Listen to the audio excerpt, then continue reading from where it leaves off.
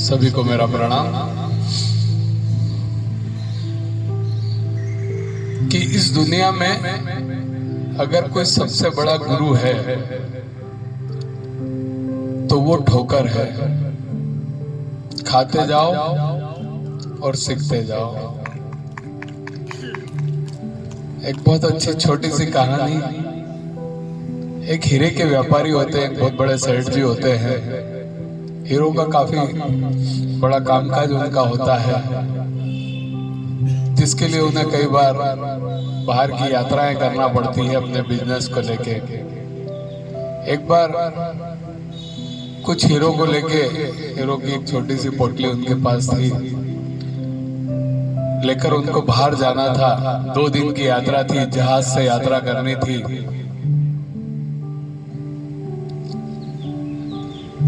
हीरे लेकर वो जहाज पर यात्रा के लिए निकल गए। एक ठग ने देखा कि व्यापारी हीरे ले जा रहे हैं साथ में, वो भी उसी जहाज में चढ़ गया और उनके पास वाली सीट पर ही बैठ गया। रात का समय हुआ।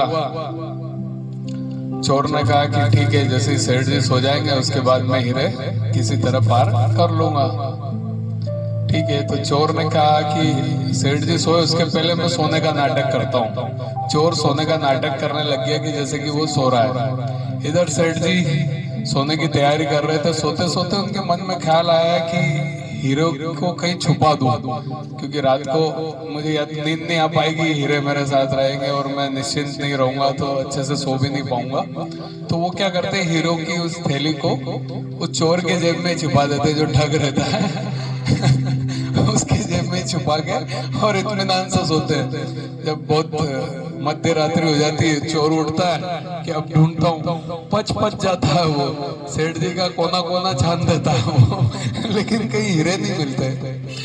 ठीक है, सुबह होने लगती है। चोर सोचता है चलो वाह, अभी तो कल का दिन हो रहा है, कल फिर छान दूंगा। ठीक है, सो जाता है वापस चोर। सुबह होती है, सेठ जी सुबह आराम से उठते हैं, करते हैं। ठीक है, इस तरह दूसरा दिन निकलता है। फिर रात होती है, वापिस चोर वही सोने का नाटक करता है और सोने का नाटक करता है। और इधर सेठ जी वापस से वही, जैसे ये सोने का नाटक करता है, थोड़ी देर में वो हीरो की पोटली वापस उसी ठग के जेब में छुपा देते हैं और फिर सो जाते हैं। फिर चोर रात मध्य रात्रि उठता है, पूरी रात छान देता है, लेकिन फिर भी उसको वो हीरे नहीं मिलते।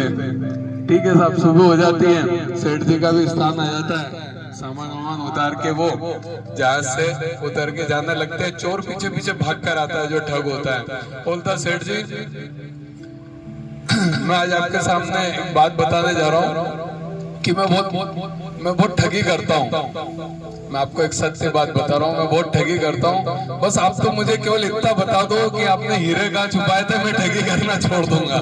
तो सेठ जी बोलते हैं, ओ मूर्ख इंसान, मैं जब रात को सोया हीरे तेरी जेब में छुपा के सोया तो इस कहानी का सार यही है। ये कहानी उस हीरे की, व्यापारी की, या उस चोर की या ठग की नहीं है। ये कहानी हमारे जीवन से बहुत बड़ा ताल्लुक रखती है। हम भी हमारी शक्तियों को, हमारे अंदर की कैपेसिटी को इधर उधर तलाशते रहते हैं ना, जबकि सब कुछ अंदर होता है। कहते हैं ना कि सब कुछ गूगल पे अवेलेबल है, बस केवल स्वयं को जानना बाकी है। सब कुछ हमारे भीतर है। हम हमारी चीजों को, हमारे सपनों के बारे में या लोगों से सलाह लेते हैं कि हम क्या करें, जबकि सब कुछ हमारे भीतर होता है। हमें क्या करना है जीवन में, किन लक्ष्यों को प्राप्त करना है, अगर हम स्वयं से बात करें तो हम सब कुछ कर सकते हैं।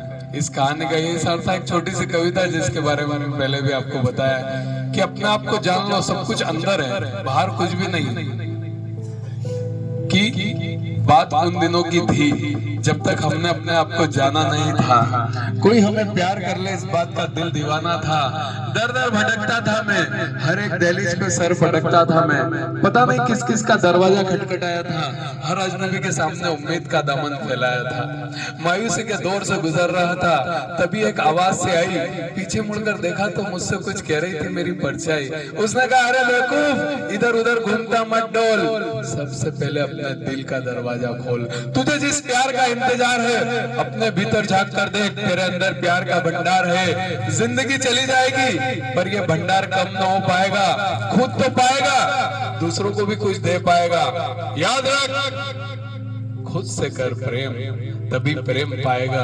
और तेरे भीतर जब फूल खिलेंगे तो भंवरों का दल अपना आप मंडराएगा। Thank you.